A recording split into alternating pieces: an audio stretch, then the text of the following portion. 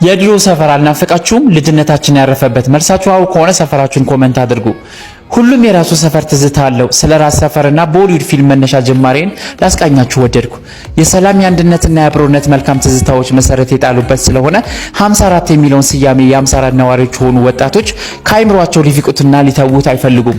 በፍቅር ከያዝከው ላመነበት በፍቅር የሚገዛ የፍቅርን ጥግ የሚያሳይ በስህተት ከመጣበት ምክንያታዊ ኃይለኛና ደፋር ከእውነት ጋር የሚቆም ሲሆን በስራ ወይ በግዳጅ ወይ ለተሻለ የህይወት መስመር ካለበት ከኖረበት ተነስቶ ቦታ ቢቀይርና ዳግም ከአብሮ አደጉ ቢገናኝ መልካም ትዝታውን አብሮነቱን ፍቅሩን ማስታወሻ ኮዱ 54 ነው። ከ54 ጋር ለመወዳጀትና ለአብሮነት ሰውነት እንጂ ዘር፣ ቀለም፣ ሃይማኖት መስፈርቱ አይደለም። እርስ በርስ የተጋመደ የትም ቢሄድ የሚጠያየቅ ፈጥኖ ድራሽና አዛኝ ሰው ወዳድ የጎረቤት ልጅን እንደ ራስ የሚያይ የሚያሳድግና ያገባኛል የሚል ሰፈር ሲሆን በ54 ስመጥር ዝነኛ አርቲስቶች፣ ዶክተሮች፣ ሰዓሊያን፣ ኮሜዲያን፣ ኳስ ተጫዋቾችና አሰልጣኞች፣ መምህራኖች፣ ወታደሮች የኖሩባት ያፈራች ሰፈር ናት። የ54 ልጆች ለሰፈራቸው ጥልቅ ፍቅር አላቸው። የ54 ልጅም በመሆኔ ደስታም ኩራትም ይሰማኛል። ቦሊውድ ፊልም ትርጉም ሳይገባን በማስተማር ደረጃ በሀገራዊ፣ በማህበራዊ፣ በፍቅር ህይወት፣ በቤተሰባዊ ታሪኮቹና ድርጊቶቹ ተወዳጅም ተመልካችም ነበረው። የ54 ወጣቶችና ታዳጊዎች ከትምህርታቸው ቀጥሎ ፊልምና ኳስ ያስደስታቸዋል።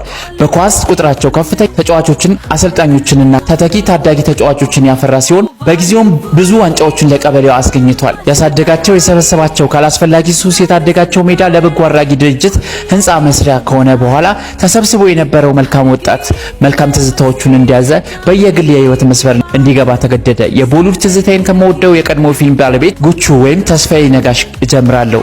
አብራችሁን ቆዩ።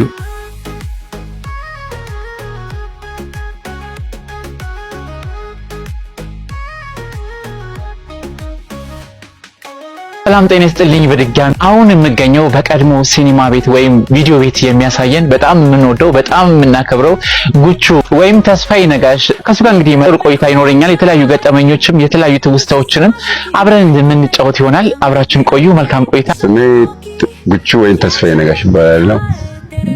ከፍተኛ 19 ቀበሌ 54 የ54 ልጅ ነኝ። የድራማ በእናትህ በጣም ነው ደስ የሚለው እንጂ ተገኝቶ የቪዲዮ ቤት ሞልቶ በጣም ድንጋይ ላይ ቁጭ ብሎ የእንትን ፊልም አብሶ በምንድነው መስቀል ፊልም የምታይበት ጊዜ እኮ በፍቅር በቃ ህዝቡ በፍቅር በቪዲዮ ቤት በጣም ደስ በሚል ሁኔታ ነበር የሚያው። እንደዛሬ በየቤቱ ሁሉም ቴሌቪዥን አልነበረውም። ቢኖረውም ግን በቃ መጥቶ ማየት የሚፈልገው ቪዲዮ ቤት ነው። አብሶ የጉቹ ቪዲዮ ቤት የሚባል ቦታ ላይ ማን ከቄራ ከአራቱ ማዕዘን ከስቴዲየም ከሳሪስ ከወሎ ሰፈር ከቄራ ሁሉ መጥቶ ጉቹን የማያውቅ ማንም ሰው የለም። መጀመሪያ አሜሪካን ፊልም ነበረ።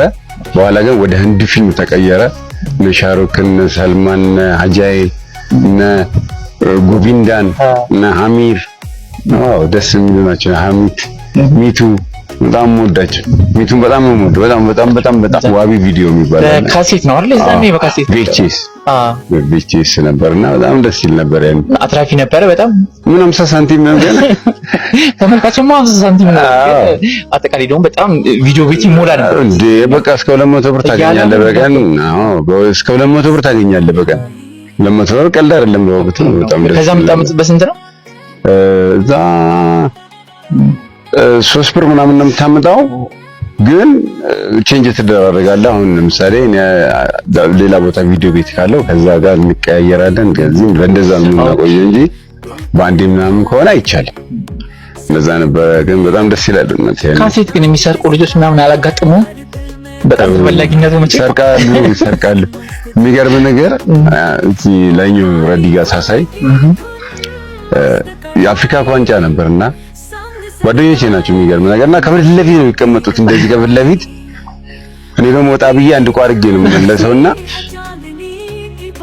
ዴኩን አውጥተውት ሳጥን ላይ እንደዚህ ቁጭ ብሏልና ሶኬቱ ውስጥ ነው ያለው። እኔ መጥቼ እንደዚህ ጭራቅ ብዬ ቆሜያለሁ። ጨለማ ነው አይታይም፣ ግን ሶኬቷን ለማውጣት ብድግ ብሎ እንትን ሲል ገጭ አይልም። የዛን ጊዜ መጥቼ እዚህ ከፍንጅ ይያቻለሁ። ምን ቀጣው? አረ እንትን ቀጣዋል። አዎ በጣም ደስ ይላል። ክፋት ጊዜ ነበርማ። የዛም ያንተ የዋህነት ማለት ነው። ፊልሙ ከጀመረ በኋላ አንዳንድ ሳንቲም ለሌለ ልጆች ከጀመረ በኋላ ታስገባን ነበር። በዚህ 54 ታሪክ ተወርቶ አይጠገብም። በእናትህ የቪዲዮ ቤት እኔ ብዙ ግሩፖች ነበሩ። የሚገርማል የሴት ግሩፖች ናቸው። ማለት እንደዚህ ሆቴል ምናምን አካባቢ የሚሰሩ ሴቶች ናቸውና ጧት በቃ መጥተው እኔ ጋር ነው ቪዲዮ ቤት ማንም ጋር አይገቡ። እኔ ጋር ከሆነ ግን ጥቅጥቅ ብለው ሴቶች ሁሉ መጥተው ይገባሉና በጣም ደስ ይለኝ ነበር። አሁን ሲያገኙ የቀድሞ ተመልካቾች በጣም በደስታ አብሶ በእንትን ወይ ተለውጬ ሀብታም ሚሊዮነር መስያቸው ወይ ሲያልፉ ጉቹ ምናምን ብሎ ሲጠረዘሩ ብሎ አይተኝ በቃ መጥቶ እንዳንተ ሆና እስኪ ምናምን ብሎ ጋብዞ በቃ ሁኔታን ጠይቆኝ ስንታለ ከውጭ ሲመጡ ብዙዎቹ አሁን ፌስቡክ ላይ ጓደኞቻችን አለ ይናገሩኛል። እኔ እንኳን ስልክ ብዙ እንትን ስለማይሰራ አልጠቀምም፣ ግን በጓደኞች ምናምን እኔን ኮሜንት ያደርጉላቸዋል። በጣም ከውጭ በጣም አለ ወይ በህይወት አለ ወይ እውነት ጉቹ አለ ወይ ለምንድን ነው ፌስቡክ እንትን ከፍቶ ለምን በፊት ለፊት አናየው ምናምን እና በጣም አሪፍ ነው። ማትረሳቸው ገጠመኞች ካሉስ?